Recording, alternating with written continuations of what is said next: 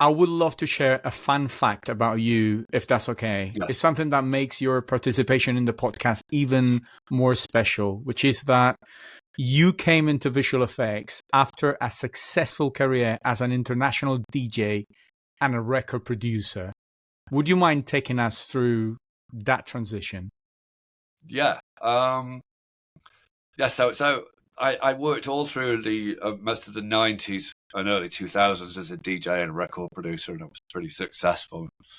Played all over the world, did all the clubs in Ibiza, and I had a fairly few successful records. And I was even on a program called Top of the Pops once, which I don't think runs anymore, but it was kind of featuring bands who were in the charts at the time.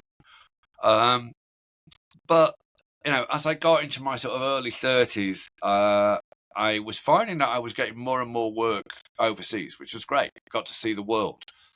But what that meant was that I was hardly ever appearing on any bills in the UK. And so ultimately, people started to forget about me. And so in 2004, I was in Australia doing a tour.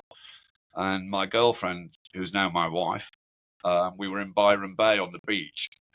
And she said to me, when this Australia tour finishes, you come back, you've got no work in the UK.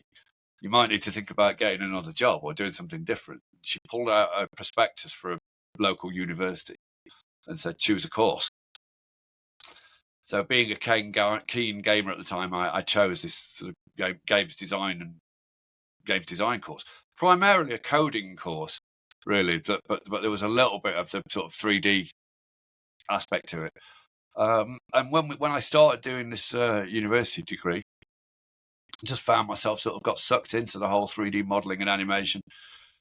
Turns out I was quite good at it. Had a bit of a natural affinity to it. When I was at school, I always wanted to be an architect, and I was very good at sort of technical drawing, and I think the same skill set applies to 3D. Mm.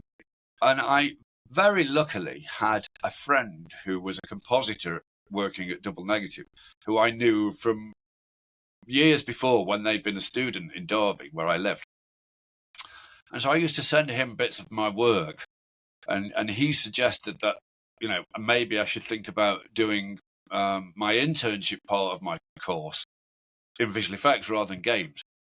So he sort of facilitated that to happen, and I joined DNEG as a work experience for 2 weeks. And on day 9 of 10, they offered me a job, and I never actually went back to university or finished the degree.